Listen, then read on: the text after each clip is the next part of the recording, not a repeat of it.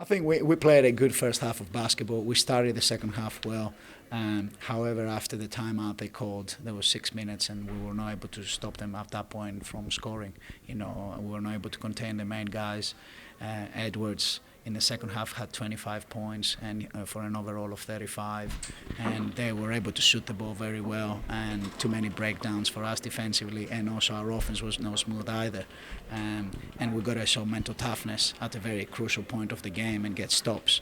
And fourth quarter they went and they had 29 points, and then it became anyone's game. And to go to overtime, they made a couple of plays, we made a couple of plays, and it turned out for them to win. But I think for me it was our toughness, our mentality that we have to show. When we're up ahead, we're playing well, and we expect them to make a run, and we've got to go out and get stops, and we've got to do that consistently and execute our offense. And unfortunately we didn't do that in the second half, and we paid the price for it.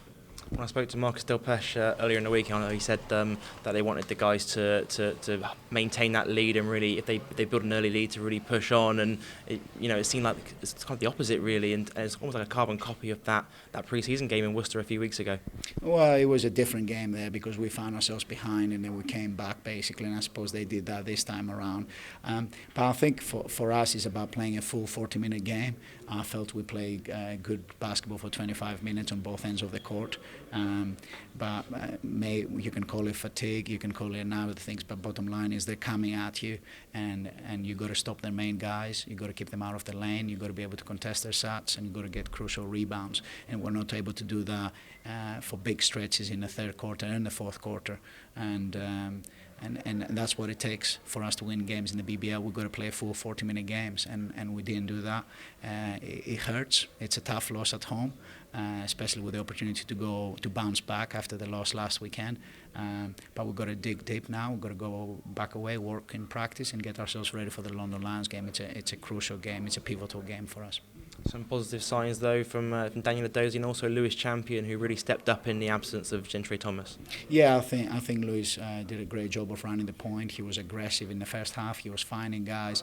Unfortunately, the knock that he picked up in that third quarter, I think, slowed down his momentum, and he was feeling it through the game. And I don't think he was the same after that. But he really tried his best out there for sure, and he really helped us.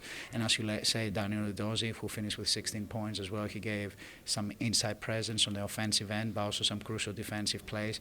And I think as a team we're coming together. I think you can see glimpses of the team we want to be. However, we've got to be consistent. And I think the preseason was the preseason. I think the 2 games that we've played, the 3 games that we've played, we've showed that we need to be more consistent on both ends of the court for longer stretches of the game, irrespective.